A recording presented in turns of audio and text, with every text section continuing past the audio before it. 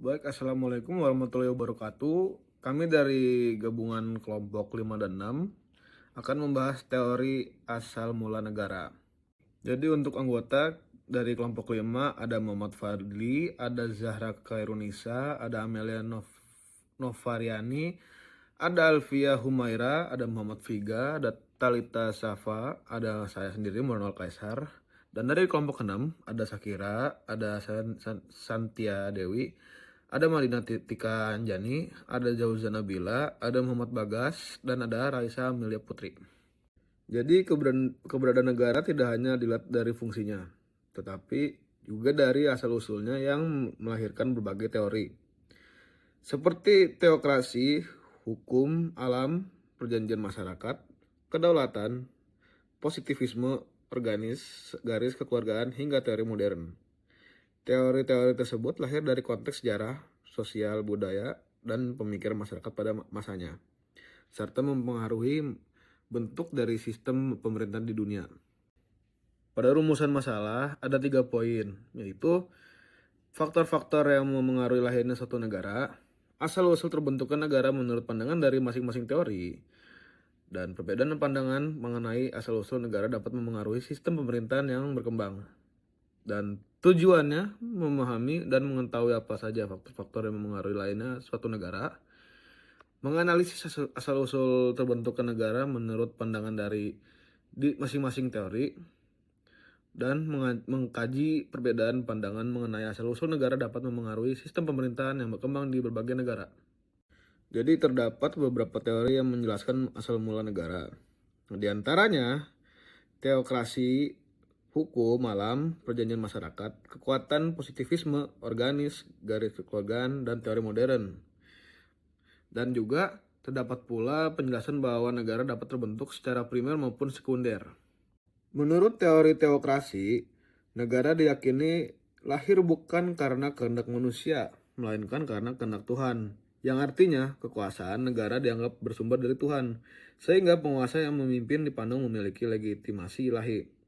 Teori teokrasi terbagi dalam dua bentuk, yaitu teori klasik yang berisi kekuasaan berasal langsung dari Tuhan kepada penguasa.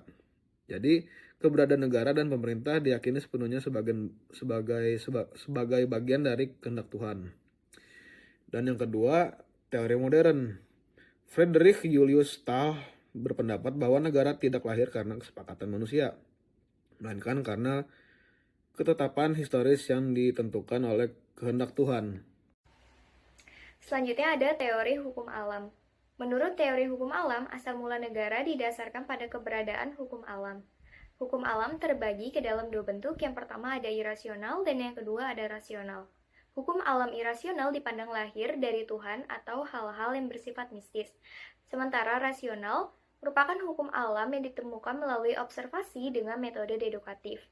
Hugo de Groot atau Grotius berpendapat bahwa hukum alam bersifat mutlak dan tidak dapat diubah. Tolak ukur hukum alam didasarkan pada nilai baik dan buruk, sehingga keberadaan negara dipahami sebagai sesuatu yang lahir secara alamiah dan tidak dapat dihentikan oleh siapapun. Selanjutnya ada teori perjanjian masyarakat. Thomas Hobbes menyebutkan bahwa hukum rimba merupakan hukum yang berlaku pada masa sebelum adanya negara. Perjanjian untuk membuat negara dimulai dari rakyat yang mengadakan perjanjian.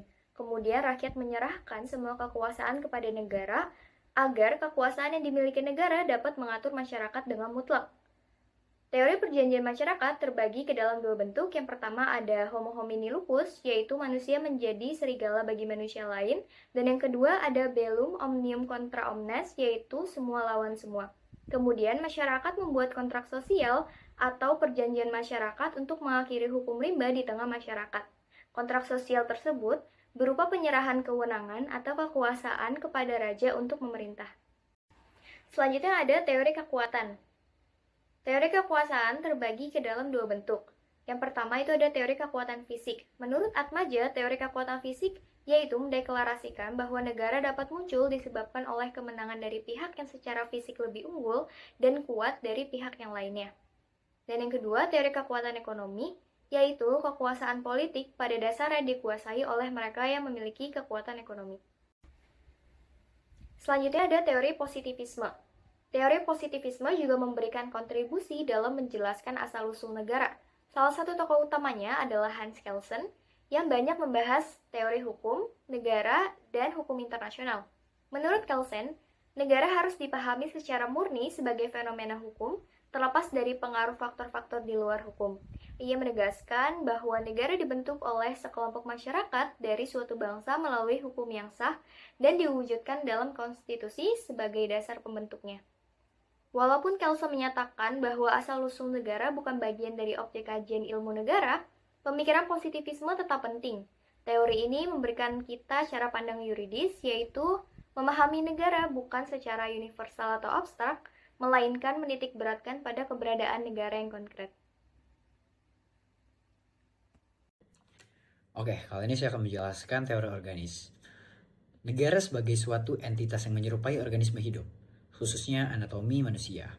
Negara dipersepsikan memiliki struktur yang dapat dianalogikan dengan bagian tubuh manusia, seperti kepala, badan, tangan, dan kaki. Bagian-bagian tersebut dipadankan dengan lembaga-lembaga negara yang menjalankan fungsi masing-masing sesuai perannya.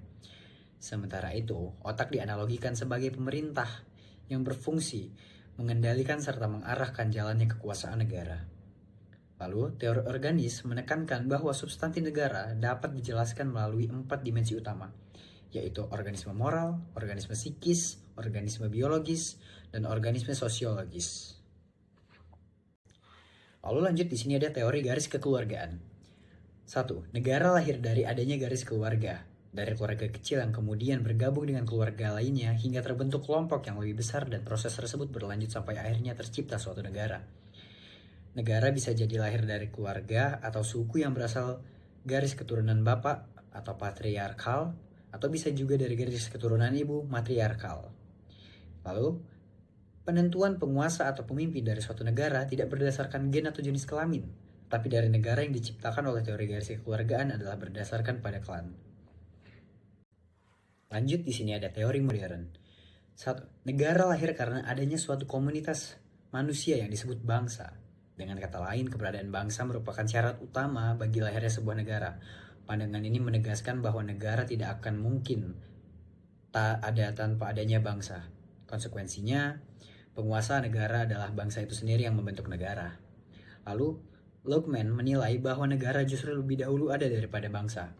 Baginya, negara dengan kekuasaan yang dimiliki mampu menciptakan bangsa, sehingga keberadaan bangsa merupakan hasil dari adanya negara. Lalu di sini ada teori terjadinya negara secara primer. 1. Terbentuknya negara melalui proses bertahap. Terdapat 4 fase penting dalam pembentukan negara, yaitu 1. Genotype.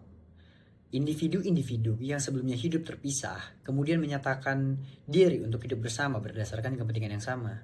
Pada tahap ini, unsur bangsa dianggap sebagai dasar utama lahirnya negara. Lalu yang kedua ada Reich, atau bisa disebut Reich, yang artinya manusia mulai memahami hak kepemilikan tanah. Lalu yang ketiga, Staat. Di sini sudah mulai masuk adanya masuk unsur politik, terutama dalam bentuk politik vertikal. Dalam fase ini, antar wilayah mulai saling beradu kekuatan, sehingga melahirkan kekuasaan pusat yang mengontrol daerah. Sebaliknya, kekuasaan daerah harus tunduk kepada pusat. Lalu yang keempat, ada Demokratis natie, yang artinya menjadikan kedaulatan rakyat sebagai dasar keberadaan negara. Lalu yang terakhir, diktatur, yang artinya bentuk penyimpanan dari prinsip demokrasi nasional.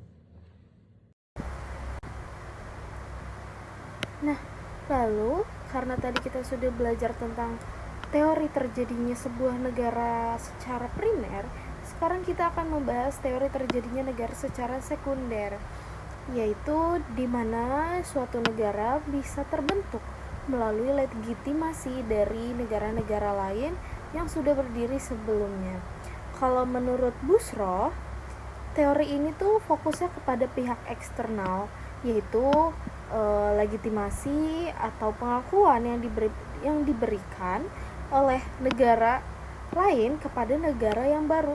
Dengan demikian, maka suatu negara dianggap ada karena ada 2 alasan, yakni pengakuan dari negara-negara lain yang telah berdiri terlebih dahulu dan dari bangsa atau kelompok manusia yang membentuk suatu negara.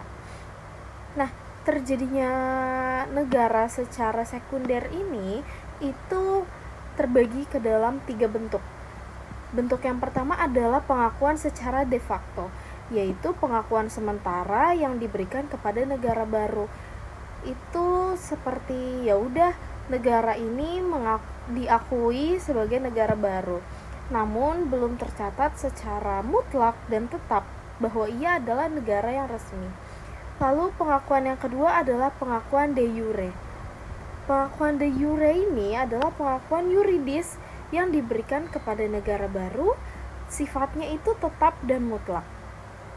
Lalu yang ketiga ada pengakuan atas pemerintahan de facto, yaitu pengakuan yang hanya ditujukan kepada kedudukan pemerintahan tanpa mengakui eksistensi negara secara keseluruhan. Nah, supaya dapat memperoleh negara yang baru, sebuah negara harus melakukan deklarasi resmi sebagai pernyataan berdirinya negara itu. Ini disebutkan oleh Sabon. Nah, lalu yang pertama ada upaya untuk mendapatkan pengakuan atau persetujuan dari negara-negara ataupun bangsa lain, dan yang kedua adalah sarana yang memberitahukan kepada dunia bahwa negara yang baru berdiri tersebut adalah negara yang merdeka dan berdaulat, baik ke dalam maupun keluar. Nah, di teori selanjutnya ada teori integratif atau pluralis. Teori ini berpendapat bahwa lahirnya suatu negara itu adalah proses yang multidimensional, proses yang benar-benar kompleks. Artinya, negara itu terbentuk tidak bisa dijelaskan hanya dengan 1-2 faktor saja. Sejarah menunjukkan bahwa hampir tidak ada negara yang lahir murni hanya karena kontrak sosial, kekuasaan, atau pengakuan internasional. Negara kita juga lahir bukan hanya karena adanya perjanjian masyarakat atau pengakuan dari dunia internasional, tetapi juga dipengaruhi oleh kekuatan ekonomi, persatuan bangsa, dan ideologi Pancasila. Integrasi berbagai faktor inilah yang membuat teori integratif ini dirasa lebih fleksibel dan relevan untuk menjelaskan asal-usul negara modern. Nah, selanjutnya ada perspektif modern. Kita akan membahas melalui pandangannya Benedict Anderson. Ia mengatakan melalui konsep Imagine Communities bahwa bangsa dan negara bukanlah sesuatu yang lahir secara alamiah, melainkan hasil konstruksi sosial. Identitas kebangsaan itu dibangun lewat bahasa, lewat media cetak, pendidikan, dan berbagai simbol yang menumbuhkan rasa kebersamaan, meskipun masyarakatnya sebenarnya tidak mengenal secara langsung. Nah, pandangan ini penting karena memberi pemahaman bahwa mengapa negara bisa tetap eksis dan solid meskipun warganya sangat beragam dalam segi etnis, budaya, maupun bahasa. Nah, kita sudah masuk ke dalam kesimpulan, jadi mari kita ulas kembali tentang teori-teori yang sudah dijelaskan bersama-sama.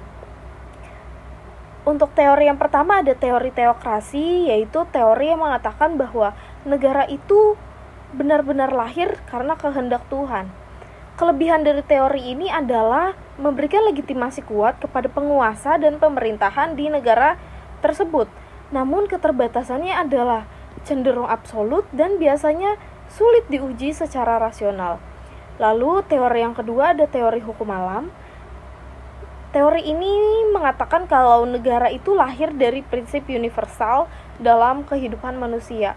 Kelebihannya, teori ini menekankan moral dan keadilan universal, tapi memiliki keterbatasan abstrak dan sulit diterapkan secara langsung.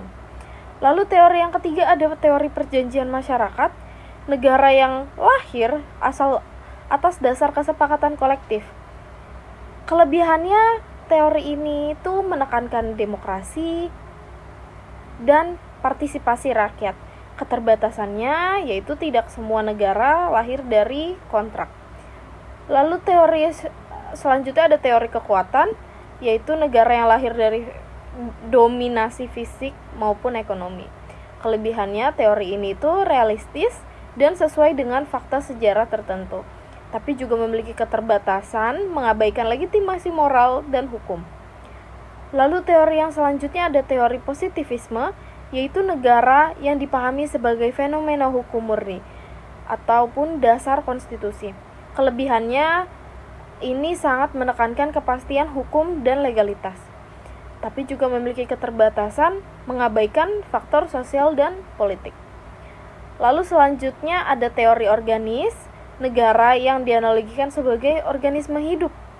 Kelebihannya negara sebagai sistem yang dinamis, tapi juga keterbatasannya yaitu terlalu biologis dan kurang realistis. Teori selanjutnya ada teori kekeluargaan, yaitu negara yang lahir karena keluarga dan juga suku. Kelebihannya sesuai realitas awal masyarakat tradisional seperti zaman berburu dan meramu seperti itu, tapi juga memiliki keterbatasan kalau teori ini tidak cocok dengan konsep negara modern. Lalu teori yang selanjutnya ada teori primer, yaitu negara yang lahir melalui proses internal historis. Kelebihannya menunjukkan harapan pembentukan masyarakat, tapi juga memiliki keterbatasan, tidak cukup jelaskan pengakuan eksternal. Terus ada teori sekunder, yaitu negara yang lahir karena pengakuan internasional. Kelebihannya penting untuk mengakui negara baru. Keterbatasannya yaitu biasanya cenderung mengabaikan faktor internal. Lalu teori selanjutnya ada teori integratif, yaitu kombinasi banyak faktor dari sosial, politik, ekonomi, ideologi. Kelebihannya ini fleksibel dan komprehensif, tapi juga memiliki keterbatasan, sulit dipetakan secara tunggal. Teori selanjutnya ada teori imagine community, yaitu negara adalah konstruksi sosial melalui imajinasi kolektif. Ini menurut Anderson. Lalu memiliki kelebihan kalau bisa jelaskan persatuan dalam keberagaman, tapi keterbatasannya adalah lebih fokus pada identitas daripada hukum. Nah, jadi itu adalah teori-teori pembentukan negara, asal-usul tentang bagaimana negara-negara bisa terbentuk. Jadi, terima kasih sudah belajar bersama-sama. Sampai jumpa. Jadi, terima kasih sudah belajar bersama-sama. Sampai jumpa.